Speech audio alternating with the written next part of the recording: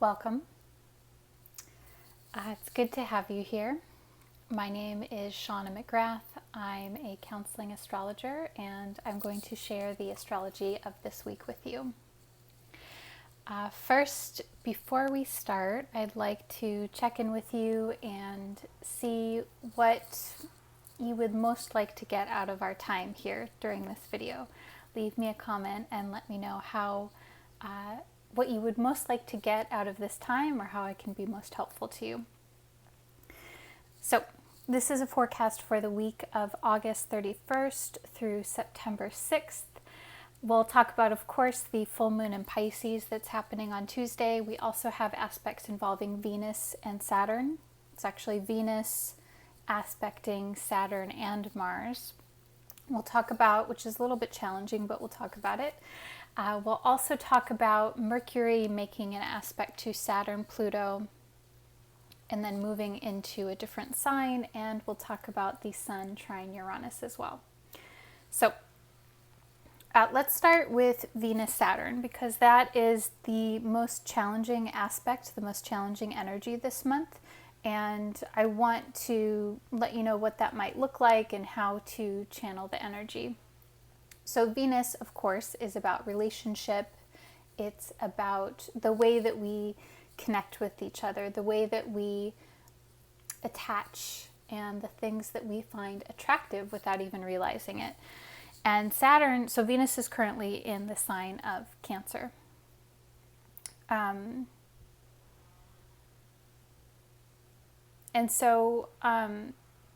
So we have an aspect involving Saturn and Mars with Venus. So Venus-Saturn, it can be a little bit challenging because Venus is relationships, it's wanting to connect. And then Saturn is about boundaries, it's about limitation and restriction. It's about being very practical.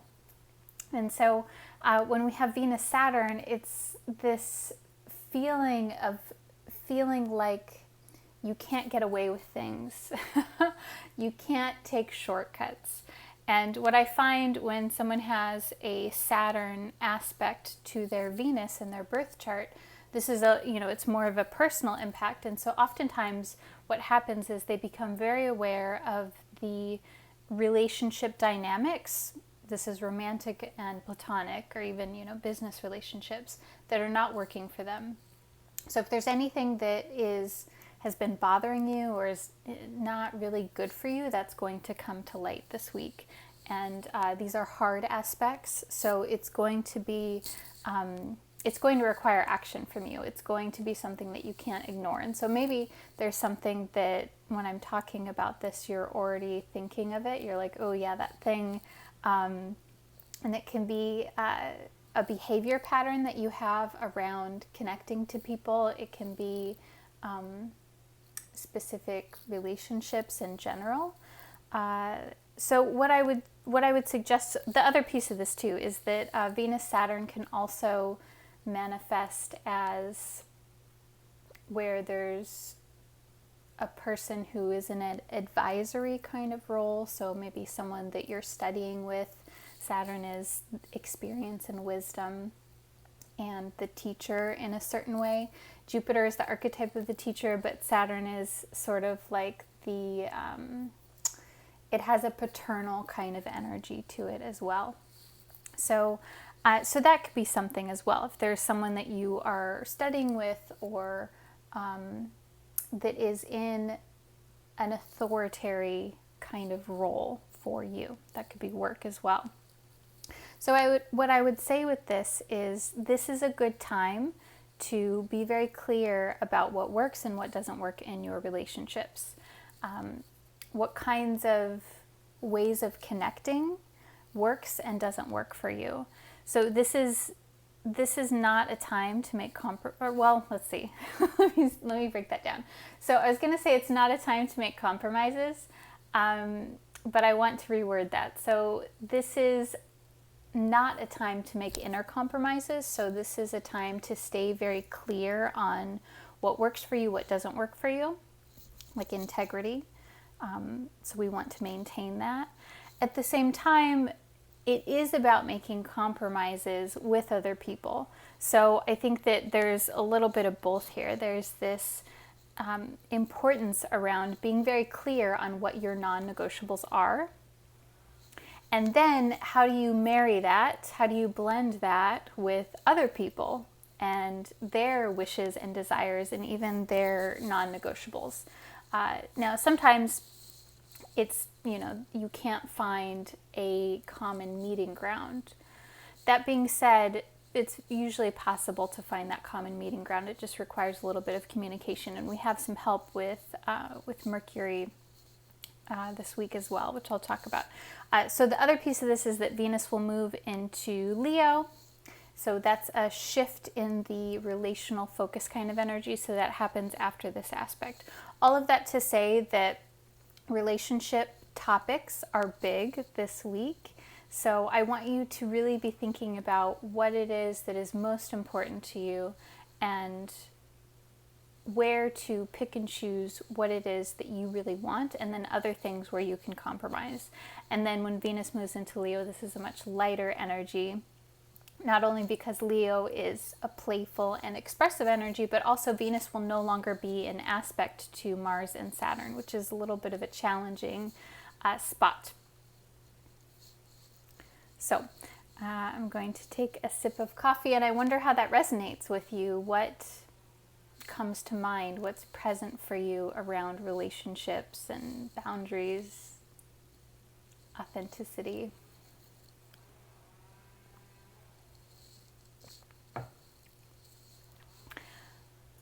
We have a full moon in Pisces. This is happening Tuesday, September 1st at 10:22 p.m. Pacific time. It's happening at 10 degrees of Pisces. So full moon is always a culmination. It's also a time when emotions, the moon, are heightened and intensified and more extroverted. So this is an interesting combination, right? We have all of these situations around relationships and boundaries and authenticity. So this is like the feeling is there as well. Pisces is a mutable water sign. So mutable signs are about transition. Water signs are about relationships. They're about emotions, but also the way that we connect and the way that we come together. Water melds together, and it can take many different forms. It can be a liquid, it can be a gas, it can be a solid via ice cubes. So what does this mean? So I think that there is an element here of a heightened sense of intuition. I want to caution you though, I want you to really fact check your intuition this week. Because when we have a heightened sense of intuition, we can pick up a lot, and it doesn't always mean that what you're picking up is accurate in the way that you are interpreting it. So you might pick up that something is going on with someone, but the way that you interpret it through your lens, so to speak, is not necessarily the way that they're experiencing it. So I think that there's a high potential for really working with your intuition and for picking up on things. And full moon in Pisces is also associated with creativity and spiritual work, altered states of consciousness, all of those things. And it is also associated with fear states and victim mentality, if that is something that's present for you. So I want you to watch out for that. The key to this is being grounded in what is actually happening. And so we have assistance with Venus Saturn here because that is a very grounding energy. So the best thing that you can do with this full moon, and I'll have some tips as far as ritual and things, the biggest thing that you can do is make sure that your physical body is taken care of, that you're getting food, rest, moving your body, etc. Those things are going to really hone your senses. And I see I have some questions here about the moon. So I'm going to answer those while I'm on this topic. But while I'm checking, I'm curious, how does this land with you? What do you think of when you think of Pisces energy?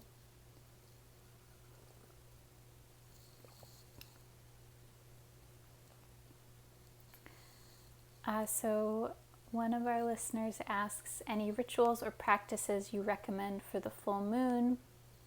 And how do you fact check intuition? Yeah, so those are excellent questions. Thank you. So what I mean by fact check your intuition is if you have a feeling about something that's going on with another person, ask them, is this, hey, I'm picking up on this, or I'm feeling, even if you are not very clear about what it is, you can say, hey, I'm feeling like this sense of general anxiety. How does that, is that something that you're feeling, or what's going on with you? Ask people. If it is intuition about a certain situation, do some research about that situation, and do not just like intuitive and journaling, although those things are helpful. Do some actual research on what is actually happening, like what is the actual physical reality of the situation. This is Saturn coming in, right? So I find that and I say this because I find that a lot of people that have a lot of Pisces energy, they'll get a lot of intuitive hits about everything. People that even have any kind of water sign, this can happen as well. And they get caught up in what it is that they feel, which may be accurate. Sometimes it is, sometimes it's not. Sometimes it's just a little bit off. But they benefit a lot from checking in with people like, hey, I'm feeling this. Like, what is, what's going on for you? How does that land with you? I think that can be really helpful. Let's see. So rituals or practices that I recommend for this full moon in Pisces. So any rituals or practices around enhancing your intuition, enhancing your spiritual connection to yourself, to the divine, if there are certain deities, goddesses, gods that you work with, rituals to connect further with them, rituals to enhance your emotional awareness, your emotional intelligence. Those are helpful. So these are all Pisces themes. What's helpful is Pisces, there's no hard aspects from any other harmful planet. Like there's no Saturn or Mars aspects to Pisces. So we have what I would call like a very pure, pure isn't the right word, but it's very like straight up Pisces. So rituals around enhancing your creativity.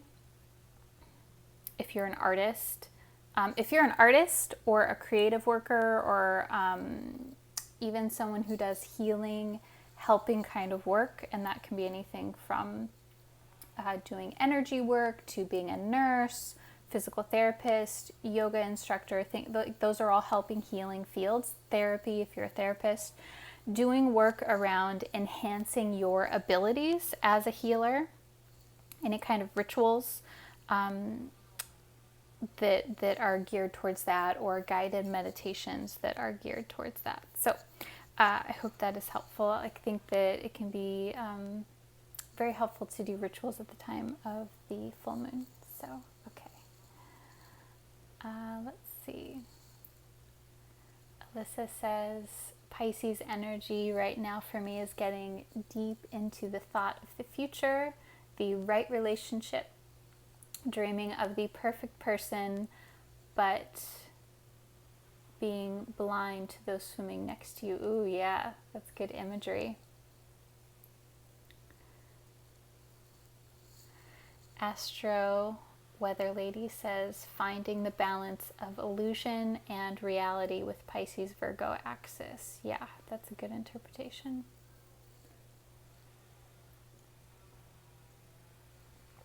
Okay. So again, this full moon is on Tuesday, the 1st of September. It's exact at 10:22 p.m. Pacific time, 10 degrees of Pisces. I am hosting a moon circle on Tuesday at 6 p.m. Pacific time. I would love to have you join me. In this moon circle, we'll do a guided meditation and a group reading. So this is open. It's an open moon circle. There's no limitation on the people because there's no personal readings. It's focused mainly on the guided meditation and energy clearing of Reiki and Diksha for this full moon, and then we'll do a group reading. So you can find more about that on my website if you would like to join us on Tuesday. So let's see. Let's talk about Mercury because that can be an asset for you this week. So Mercury is in Virgo, and it's going to trine Saturn and Pluto. It's also making a sextile to Venus. So this all is very helpful around communication because Mercury in Virgo is Mercury exalted. Exalted is when a planet is in a sign that shows that its symbols are very auspiciously beneficial. They are like the most beneficial that they could be. So this makes sense too, because when we think about Mercury being in the sign of Virgo, Mercury is about communication, it's about business, commerce, marketing, divination, our thought process. Virgo is about analytical and linear thinking. It's also about healing. It's about doing things step by step, following a logical procedure, and pulling things apart so that you can understand and then putting them back together. Now, so these themes of Mercury and Virgo go together very well. So this is all about communication, business, a fantastic week for communication, business, negotiations if you're an entrepreneur or if you do any kind of work around communication, marketing. Even if you do divination work, Mercury is the symbol of divination.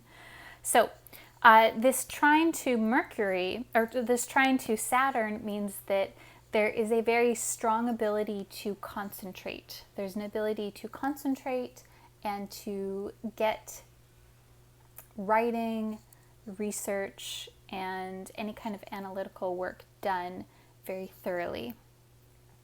Pluto is in the mix here as well, so Pluto is about that intense focus. Pluto, of course, can be a symbol of obsession even. That's the excessive side of intense focus. But this is a trine, and again, it's Mercury and Virgo, so I see this as being more helpful. Mercury is also making a sextile to Venus, and so this is just a little boost. I think that this whole aspect really, to me, shows that we have an asset around communicating with others regarding any relationship challenges that are coming up right now with that Venus-Saturn challenge. So I think that the more that you think about and communicate what's happening for you, what's important for you, and that you really, like, especially Saturn is about putting in the work and doing the things that you need to do, that you know are right for you, that need to be done, like right now. Like Saturn is about putting in the effort now so that you can have rewards or have a better life or have a stronger foundation in the future. That's what this is about. Now, Mercury is going to, this week, once it makes those aspects, move into the sign of Libra.